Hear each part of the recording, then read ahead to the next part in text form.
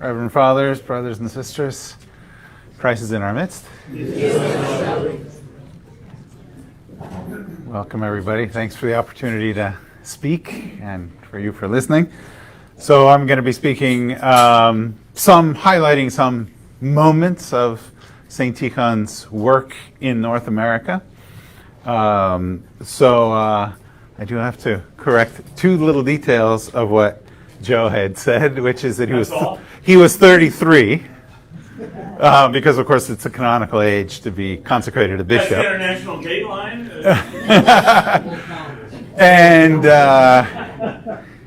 But he had been bishop for less than a year before he came to North America. He had been a vicar bishop, sort of an assistant bishop in Poland, which was part of the Russian Empire, that part of Poland, where the flock that he was ministering to were former Greek Catholics who had come into the Orthodox Church about 15 years before he was there, where he had been the head of the seminary and stuff for a number of years before being consecrated bishop. And although I've never found explicit documentation to demonstrate why he was chosen to come to North America, it appears the obvious reason would be that his experience with former Greek Catholics who were becoming Orthodox was a key factor, because that was also happening in North America at precisely the same time, and that was a major sort of contingent of the people that were coming to North America at the time. So when he arrives in San Francisco in December 1898 to assume his bishop's see, the cathedral, which was in San Francisco at the time, he gives this really stunning, I would say, kind of sermon for a first sermon. I want to get the feedback there. Which I also have this book, I will quote from, because it's so remarkable. That he begins by saying, I have left my home. He quotes this passage where St. Paul is quoting from prophet Hosea, about how a flock that was not my flock has become my flock, and so on. All right, so the North American Christians who were... We're having trouble loading, so... Oh, okay. All right. I mean, I can speak into here if that's easier. But, it would be easier to have this one, actually, if it's possible. That one works, but you Okay. have to stand right Then in I can front of stand, it. yeah. And holding that thing up is... Well, especially if I'm going to read a few passages, that makes it a little more awkward. Here, we can put it up here like that. We can turn that. How's that? Is this one working? Mm-hmm. Okay. So, and then he says, so, just like it is for me, I have left Russia, I've come to a new place, I have a new flock that was not my flock before, and I will dedicate my whole being, basically, to serving you, and in return, what I expect of you is obedience and cooperation. And then he spends the rest of the sermon talking about the cooperation part. Where he says, first of all, this notion of cooperation or assistance, as it's translated into here, above all, is directed towards my closest co-workers, the pastors of the Aleutian Church. They were still thinking in terms of Alaska in those days. I enter this country for the first time. I know it very little, but you have labored here for a long time, and we've heard about some of those people, Father John Kocherov, Father Alexander Khotevitsky, Saint Sebastian Davovich, all these people who are now saints, right? They had already been in North America before St. Tikhon arrived, and they assisted him. They had been brought to North America by his predecessor, and therefore had a lot of experience already that they, that's why they become such crucial co-workers with him. So he says, you've labored here for a long time. I'm new. You know the flock better than I do. So help me in how to, minister to the church, and how to, in the process of decision making and everything else. And then he goes on, he says, I ask for assistance and cooperation not only from the pastors, but also from all of my beloved flock. The Apostle Paul wisely compares the church of Christ with a body, and a body has not one member, but many. And they do not have the same office, but each has its own, right? Everybody has its own unique role in the church. And so therefore, he calls on the laity to also work together with him in building up the church, right? And he quotes John Chrysostom saying, do not shift everything off on the clergy. In other words, the laity shouldn't expect the clergy to be doing everything. For you yourselves can do much. You know one another better than we do, St. John Chrysostom says in the quote that St. Tikhon quotes there. And if you know anything about the Russian church in the 19th century, this is extremely striking language, right? The church in 19th century Russia was extremely hierarchical, right? There's all this sort of image in Russian literature of the priests sort of groveling before the bishops and, quaking in their boots before they had to meet the bishop and things like this.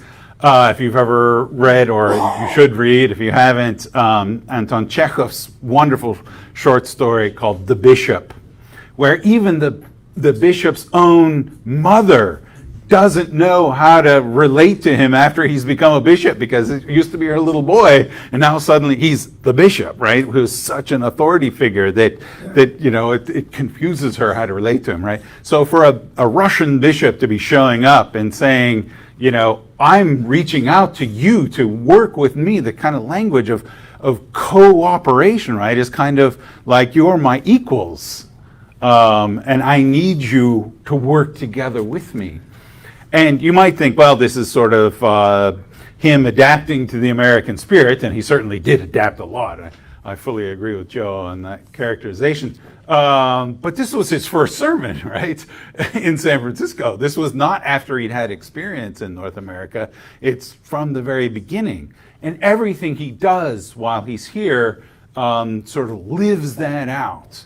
And I'll talk a little bit more about that as we go on. Oops, wrong way. So when he arrives, right, keep in mind that he is the sole bishop for the entirety of North America, right, from Alaska to Florida and everything in between, including Canada, right? At the time when he arrives, there were 27,000 Orthodox parishioners in North America, the majority of which were in Alaska. So about 16,000 were in Alaska, and the remaining 11,000 were on the continental US and Canada. But it was a radically changing diocese at precisely the moment that he arrived, primarily because there was a massive influx of immigration. And as we discovered, of course, the majority of us became Orthodox at some point in our adult lives, and are not cradle. But we should never forget that the legacy of our church is as an immigrant church, right? Immigration formed the backbone of Orthodoxy, and they were primarily poor, hardworking, working class immigrants that he was ministering to, who really struggled financially to build their churches and everything else. By the way, there's even, he supported them even in their sort of their poverty and labor. There's a really interesting note in here where when some probably coal miners in Pennsylvania were striking because of the bad labor conditions, that he supported them and said the parishes should raise funds to support the strikers while they're on strike. So he supported his faithful in everything, including their, economic struggles and labor and everything else. And also, it was incredibly ethnically diverse. Right? This was not Orthodoxy of, back in Russia, where it was all Russians primarily, right? This was Very few actual ethnic Russians were in North America at the time. The majority of Russians were actually today what we would call Ukrainians, but people from primarily from the Austro-Hungarian Empire, Carpatho-Rusins, Galicians from what is today Western Ukraine. These kinds of regions were primarily the ones who were coming over, and the majority of those did come over still as Greek Catholics or Uniates, and converted to Orthodoxy in North America, and I'll talk a little bit about that later on. And so this ethnic diversity was something very different, kind of as Joe indicated, than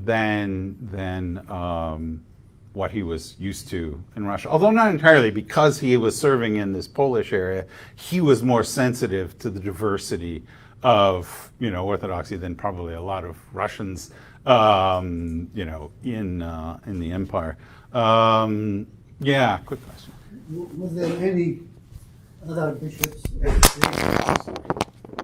So at that time? there were no other bishops. There were, of course, plenty of priests, right? And I'll talk about that later on. The ethnic diversity, so there were the majority of the people, well, you had Native Alaskans, of course. The majority being these Carpatho-Rusins, but there was also a lot of Serbs, a lot of Arabs, Greeks, right? This kind of very ethnic diversity that we know today, it was already present at the time.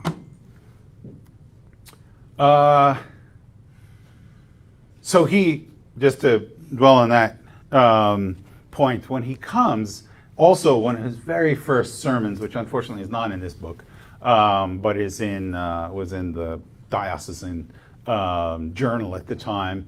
I reference it in my book. When he comes to the Syrian parish in Brooklyn for the first time, he says, I value all of my flock equally. Everybody who is Orthodox is equal to me. He's not prioritizing the Russians or something like that. He's not there for the Russians. He's there for the Orthodox, all of them. And he says in Russia, you don't feel necessarily that Orthodoxy is Catholic in the sense of a universal faith, not limited to one ethnic group, right? He says, but here we feel it. You can't not feel it in North America because there is so much diversity. And so you sort of palpably feel the Catholicity of the faith, and Orthodoxy has to kind of take a sort of primacy over ethnicity, but not in a way, I'll point out, that undercuts ethnic traditions and things like that, right? It's striking that balance was important to him. All right, so here he is. You can see how young he is from this picture. Facing the largest diocese in the world as a 33-year-old, as the only bishop, the only Orthodox bishop in North America at the time. And the geographic expanse was so enormous that for years, year after year, he would literally have to spend half of the year traveling, right? And you can imagine what it was like traveling in turn of the century. Trains, horse-drawn carriages, boats, everything else, right?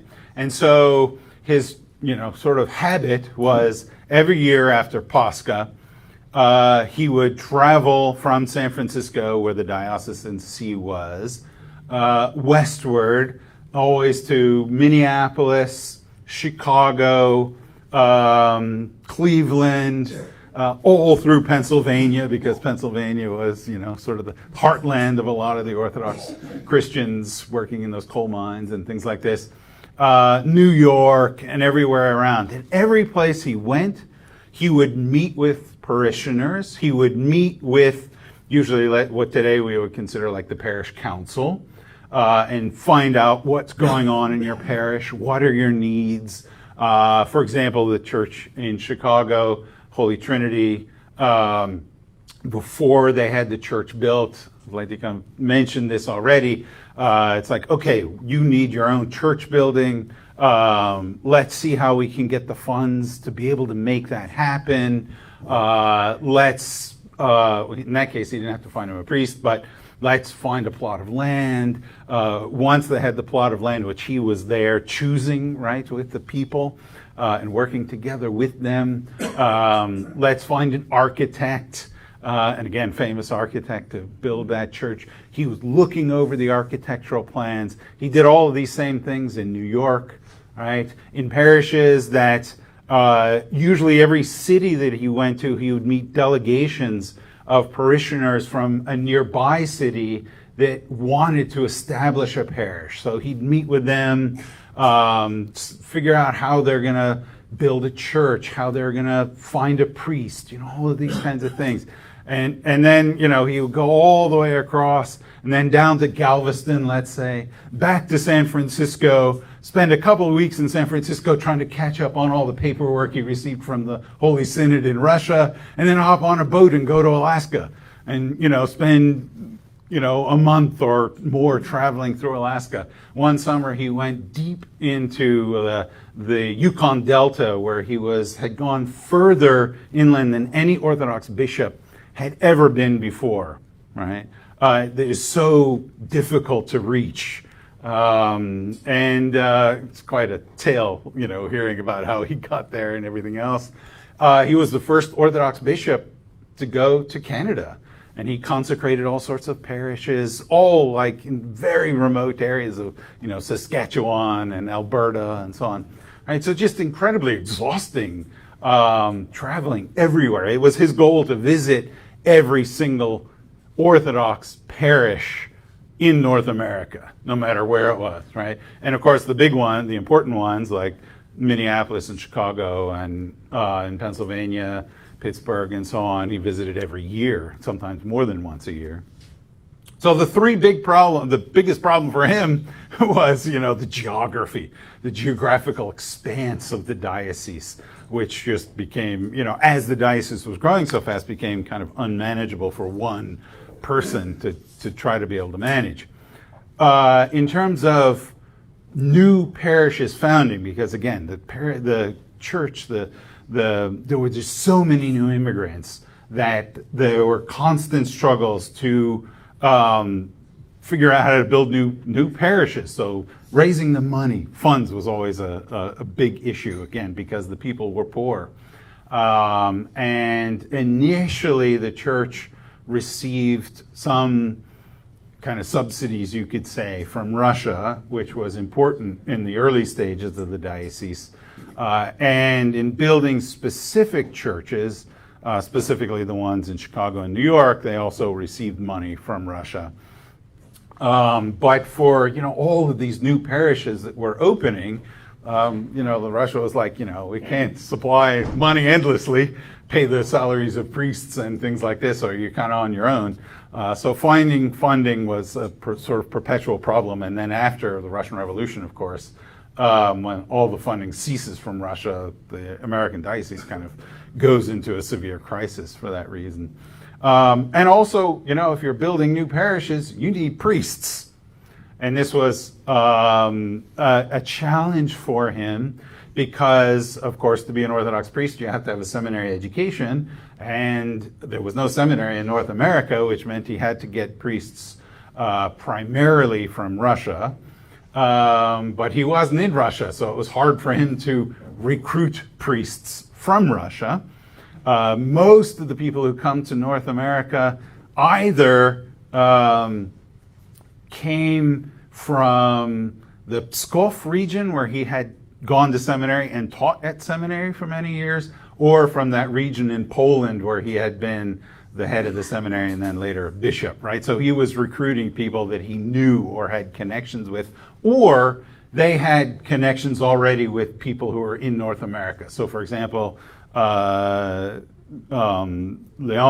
Leonti Turkevich, his brother had come over, Benedict had come over with St. Tikhon, and so, when Benedict Turkevich recommended, oh, you should bring over my brother, then, that was a sort of somebody you could rely on. But it was challenging, he says, priests come over from Russia, and some come because, wow, it's an adventure, it's a new place and it's exciting and things like that. But it's often, challenging for them. He says sometimes they become disenchanted with the United States. Sometimes their parishioners become disenchanted with them, right? So it's, problems with recruiting priests from Russia, and especially to go to Canada or Alaska, where the conditions were harsh and it was remote and things like this. He had a really hard time recruiting priests. So those were some of the major challenges he faced in a period when the church was growing tremendously, right? A bit about the parishioners, let's say, at the time. I mentioned that the largest number, so these were people, let's say, who would have been Orthodox from the fringes of Old Rus in what is today the western parts of Ukraine, the eastern parts of Poland and Slovakia, and along the Carpathian Mountains and something, in those regions, who had come under the papacy in the Polish-Lithuanian Commonwealth in the 16th century. So therefore that's why they're known as Greek Catholics or Uniates. So they were Orthodox by practice, that is, their liturgy was still the Eastern liturgy, the language they used was still Slavonic, they still had married priesthood, all this, but they were under the Pope, right? And those people, when they came to North America, they, the Catholic bishops who were in this moment of trying to become more American, these bishops sort of didn't really know what to do with these really exotic Catholics, and they're like, just go to your local Polish church. I mean, it's, it's basically the same thing. And they're like, no, that's completely different. That's not our traditions at all. So in order to preserve their traditions, they became Orthodox. And there's interesting, some of them say, we're actually becoming what we always were, right? So they didn't necessarily see it as a change, but as, just sort of properly adjusting what they actually already were, kind of thing. So he spent a lot of time ministering to these people, but there were, by this point, there had been several centuries where the Uniate practices sometimes were a little different than Orthodox ones. Again, these people spoke a language that was different than Russian, and so on. And so he was extremely sensitive to those differences and tolerant of them, and really tried to find priests who would be able to speak their language and understand their traditions and things like this. There were not a lot of Americans converting to Orthodoxy in those days, but there were some, and definitely St. Tikhon sort of understood the church in a missionary way and opening itself up to Americans, both in a kind of ecumenical fashion of very positive relations with especially the Episcopal Church, which kind of at that point, some Episcopalians at least were trying to see themselves as kind of sisters of the Orthodox Church with similar structures and things like this, apostolic succession and whatnot. And so he attended that consecration of that one Episcopal bishop. He was in the altar. He was not fully vested, but he was in his mantia, so on. And a lot of Episcopal clergy also attended key, really important Orthodox services, such as the consecration of the Holy Trinity in Chicago or the cathedral in New York and things like this. And part of that kind of missionary understanding of Orthodoxy prompted St. Tikhon to support the publication of the Hapgood Service Book, which was such a crucial, the first really, relatively complete service book of the Orthodox services, right? Liturgy, Matins, Vespers, but also a lot of the sacrament services and things like this, which was in use, of course, for decades and decades. A really important book. And part of it was, it was definitely a missionary endeavor to publish that book, but also with the idea that eventually, subsequent generations of Orthodox Christians born in North America will probably want to have English and may not understand the language of the old country. So it also has that kind of role.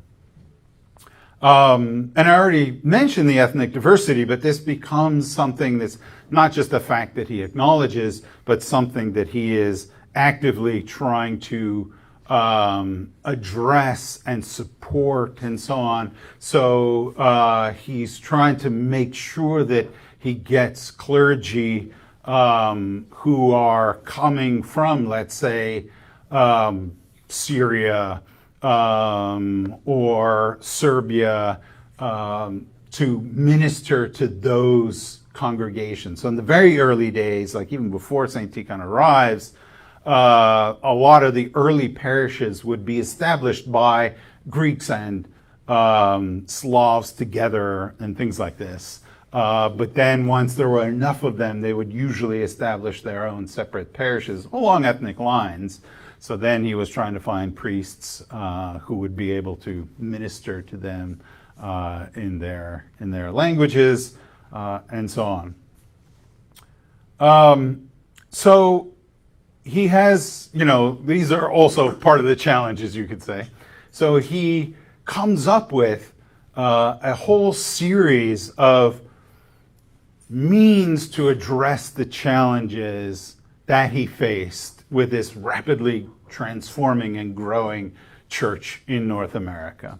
So for him, the linchpin of this, and he's here, I sort of lay out 2 chapters in my book on his period in America, and the dividing line is after he's here for 5 years, then he goes back to Russia, and he's in Russia for almost a year, where he's sort of pressuring the Holy Synod to agree to some of these changes, and then he goes back and he implements them. So like all of these changes he actually does he returns in 1904. So between 1904 and spring 1907, he does all of these things. It's extraordinary. I mean, in 8 years or 9 years, he does more for the church in North America than, pretty much anybody else in the history of the American church. Quite extraordinary. So the linchpin of it is that, he can't possibly be the only bishop in North America, right? It's just humanly impossible to be able to do it all.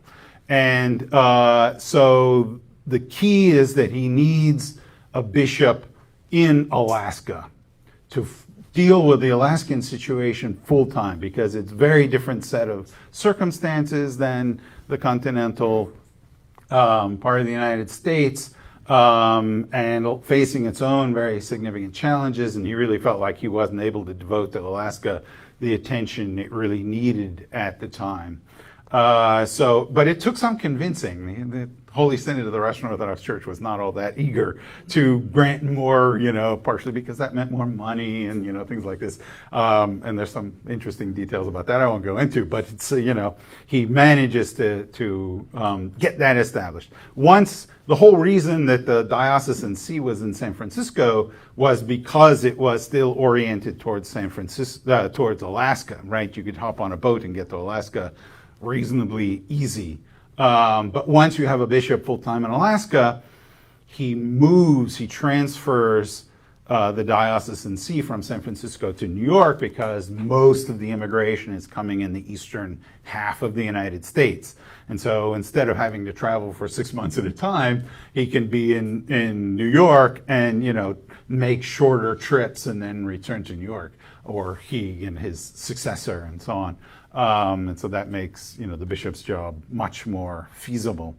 To solve the issue of clergy, he establishes the first seminary in North America, which was in Minneapolis, because he says the only way really to meet the demand, but also to give the parishes the kind of people that will understand their language and their traditions and everything else, is if they come from these parishes and get that education that they need and then can stay or return. He says, sometimes we'd send people from America to Russia to go to seminary, but the seminary system in Russia was set up in a very unique way that was meant for the needs in Russia, although some people have said a lot of those needs were sort of obsolete. I mean, they had to take years and years and years and years of Greek and Latin and things like this, which St. Tikhon was like,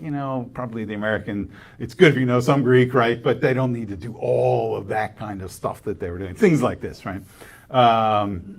And so establishing the seminary in Minneapolis, and that's actually what Leonty Turkevich was brought over. He was brought over specifically to be the head of the first seminary there in Minneapolis. And then, of course, a fundamental feature of Orthodox life is monasticism, right? And so he establishes the first monastery in North America, St. Tikhon's, not named after him, of course, named after his patron saint, which was St. Tikhon of Zadonsk, not named by him, but by the sort of people who are collaborating with him to establish the monastery. That's the picture of the day when they consecrated the monastery. And there's some interesting sort of comments he makes about, America, they're so focused on business. He actually uses that word even though he's writing in Russian. They're so focused on business, on doing things, that they're not really inclined towards the monastic spirit. But I think we'll find some people who will be attracted to it. So we should put this there. So those were some of the key things that he does. Also, and this is really foundational. As soon as he comes back with the future Bishop of Alaska, who is Innokenty Pustinsky, who is on St. Tikhon's on the right side of him there, the two of them consecrate Raphael Hawouini, who was an Arab Christian who'd been educated in Russia and had lived in Russia and therefore was fluent in Russian and so on, to be a bishop for the Syro-Arab community in North America. And he also established a kind of similar parallel structure for the Serbs in North America under Sebastian Dabovic. Both, of course, Raphael and Sebastian are regarded as saints today in our church. He wanted to make him bishop, but that never happened for a lot of complicated reasons I go into in the book. But that was sort of parallel. They were meant to be parallel. And in 1905, the Russian church is considering this kind of a crisis in Russia, and they're thinking about issues of reform and so on. And so they ask all the bishops to write replies to a series of questions and so on. And this document is so fascinating. It's worth buying this book just for that alone. It's really, really important, both for his vision of the church in Russia and for North America and things like, liturgy and all sorts of questions. Parish, speaking of the parish and everything else. But specifically in there, he talks about the North American diocese should be reorganized into an exarchate of the Russian Orthodox Church in North America. So exarchate is kind of elevated. It's not a mission anymore. And it's not an ordinary diocese. Like, it's kind of, has this elevated status. The fact is that its members include not only different nationalities, but also different Orthodox churches, each of which, within the unity of the faith, has its own particularities in canonical structure, liturgical order, and in parish life. These peculiarities are dear to them and are quite tolerable from the common Orthodox point of view. Therefore, we do not believe we have the right to encroach upon the national character of local churches. On the contrary, we're trying to preserve it in them, giving them an opportunity to be under the direct authority of a superior of their very own nationality. Thus, last year, the Syrian Church here received her own bishop, the Most Reverend Raphael of Brooklyn, who is considered to be the second vicar to the bishop of the Aleutian Diocese, but is almost independent within his area. And the Most Reverend Bishop of Alaska is in the same position. The Serbian parishes now are subject directly to a special superior, that is St. Sebastian, who still remains in the rank of archimandrite, but he might be elevated to the order of a bishop in the future. All the local Greeks would like their own bishop, regarding whom they are petitioning the Athens Synod. And the Greeks are a special story, but you can ask me about that if you want. In a word, an entire exarchate of Orthodox national churches might form in North America, with their own bishops headed by an exarch, a Russian archbishop. Each one of them would be independent in his own areas, but matters common for the entire American church would be dealt with by way of a sobor, that is a council, under the chairmanship of the Russian archbishop. Through him, the connection of the American church to the all-Russian church is preserved, along with a certain dependency on her. At the same time, one should not lose sight of the fact that life in the New World, compared to the Old, has its own particularities, which the local church has to take into consideration as well. Therefore, a greater degree of autonomy, and in the original it puts in parentheses autocephaly with a question mark, right? This is 1905.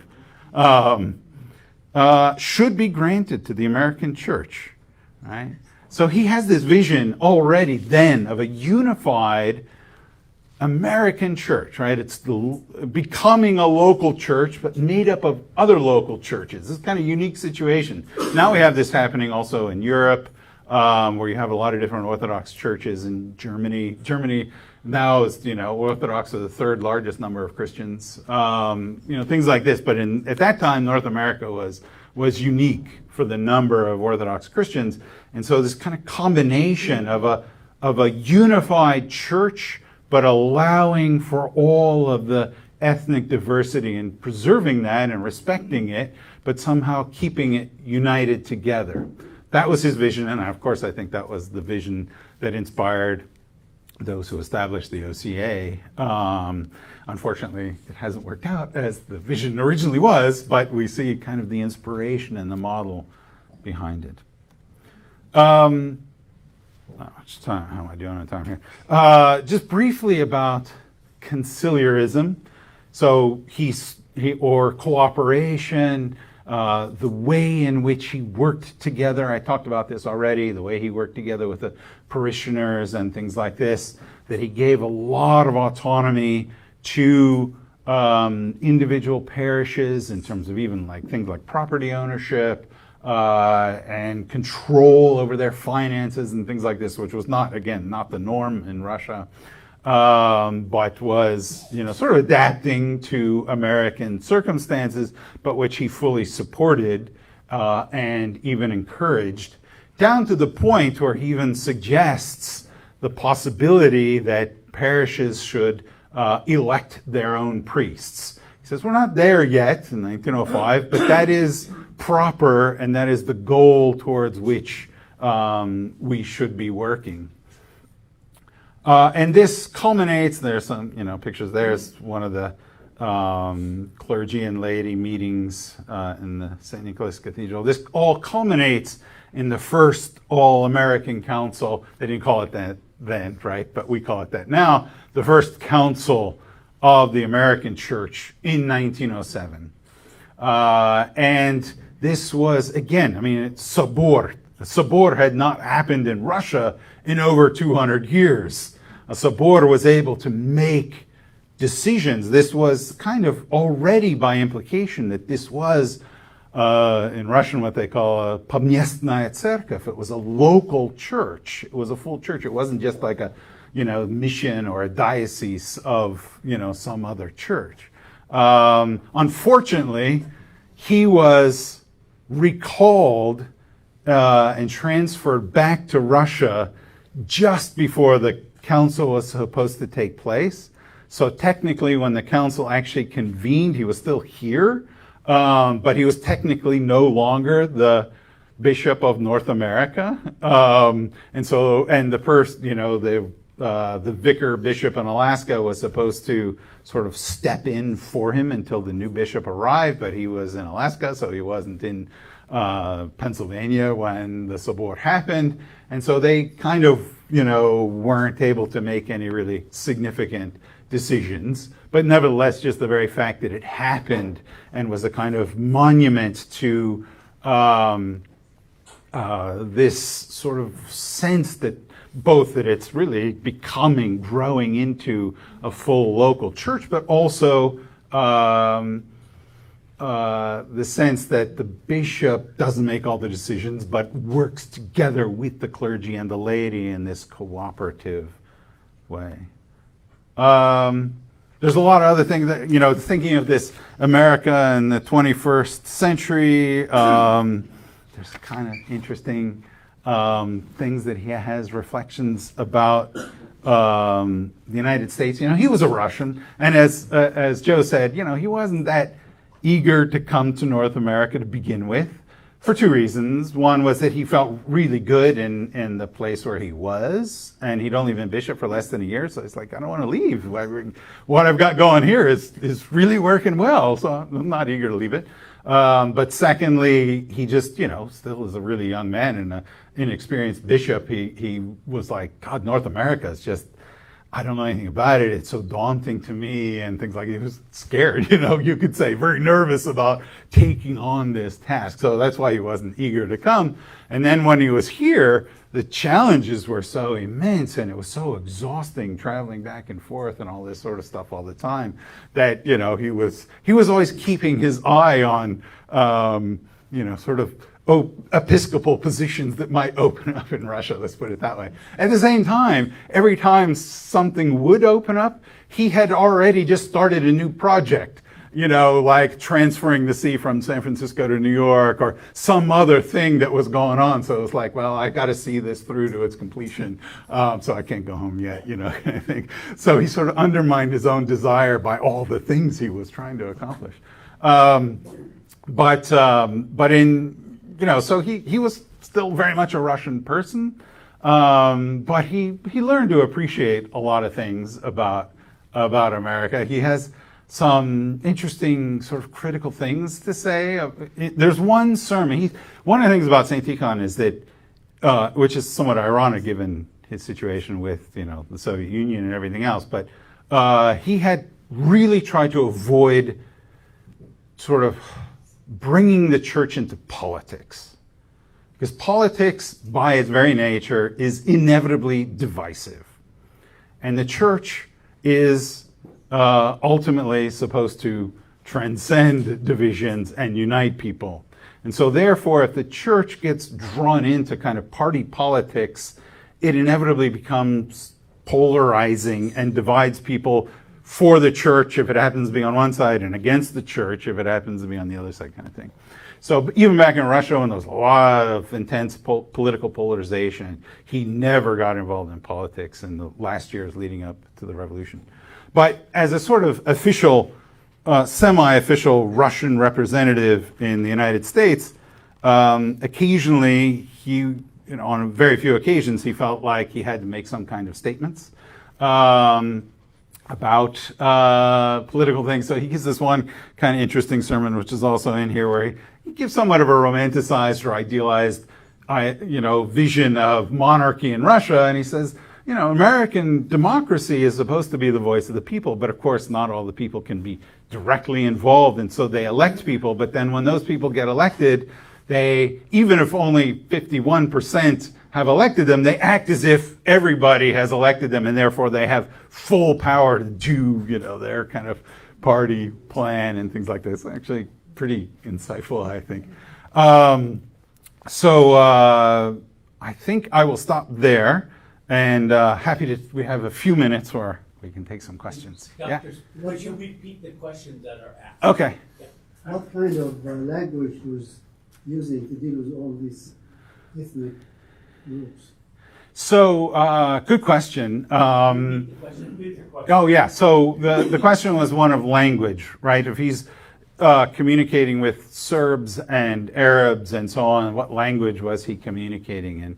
Many of the people that were recruited to serve had some education in Russia. So they might be Serbs or Arabs, but like Raphael Harmoini and Sebastian Davovich both had some theological education in Russia, and so therefore they knew Russian. So when he would visit those places, he used Russian, and then they would translate for him. It's clearly English was also in the mix, although it's not super clear how well he had mastered English. Just it's hard to find the evidence. I have some letters that, for example, he wrote to Isabel Hapgood or Bishop Grafton of the Episcopal Church that he wrote in English. But he also says, I'm constantly interacting only with people who speak Russian, so it's kind of, I'm isolated from having to do English all the time. Yeah. It's a good question. And that, of course, is one of the big challenges, was the just linguistic diversity. Joe? Scott, I think you mentioned certainly Sabor's and All-American Council. When he went back to Russia, I believe he took some other ideas, some other feelings of the way the church could be like parish-like. I won't answer the question. Yeah. What might those have been? Because we often think of ourselves as being weak sisters, so to speak, but he brought back from us, he imported back to Russia some good qualities and characteristics. Yeah, definitely. So the question was about what, say, things from the way the American church did things did he bring back with him in Russia, or to Russia. And interestingly enough, that sermon, that very first sermon where he appeals to the rank and file clergy and believers to be his co-workers, he repeats that sermon as his first sermon when he becomes the Archbishop of Yaroslavl in 1907, when he becomes the Archbishop of Vilnius in 1914, and when he becomes the Archbishop of Moscow in 1917, right? So this was not just an idea for North America. This was something that he also sought to manifest in Russia. And everybody spoke about how different he was than, most Russian bishops. In that document from 1905, where he's talking about parish reform in Russia, he actually speaks positively there about, well, this is the way things are done in America, and there's a lot of things we could learn. And also, I think that's one of the moments where he says, this is also the way the Episcopalians do things, and we can learn from them, right? So definitely that. And then interestingly enough, to come back to the sort of political question and to the issue of democracy, is that after the collapse of the monarchy in Russia in 1917, he gives a sermon. He's still the Archbishop of Vilnius. He gives a sermon that says, okay, we had this notion of the cooperation, the voice of the laity in building up the church.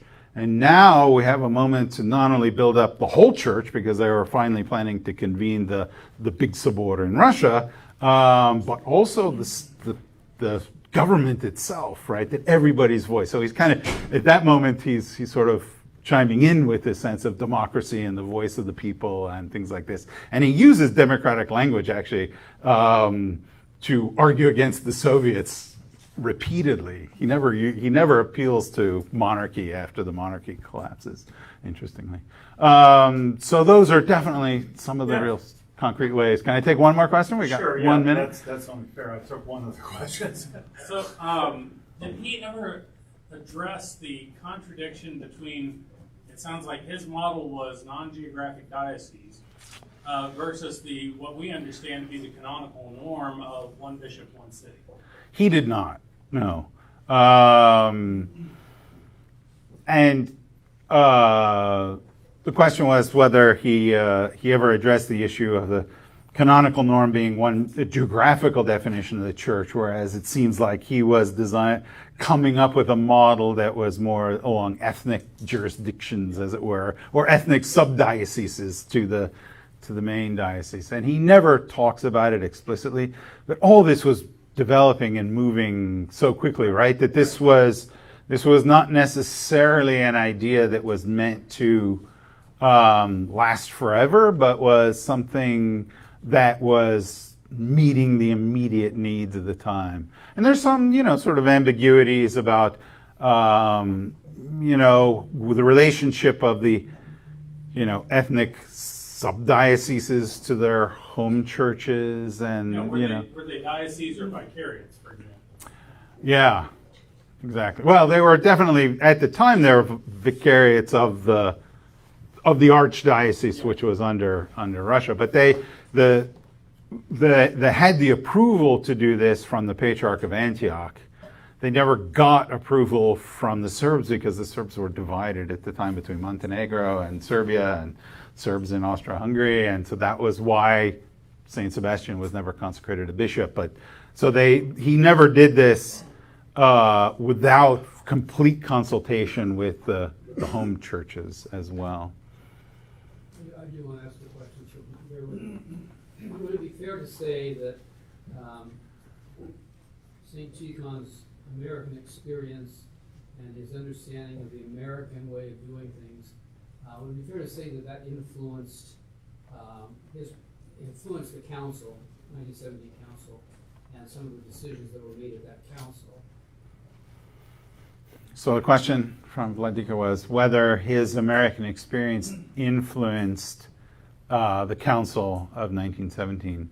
So in order to answer that question, there's sort of a lot of backstory that I should properly go into about how this Russian church, which had been so sort of hierarchically administered, there had been this push for over a decade to kind of renew the Russian church and to bring this sort of model of conciliarity more into the Russian church. And so the council in 1917 was the culmination and manifestation of that.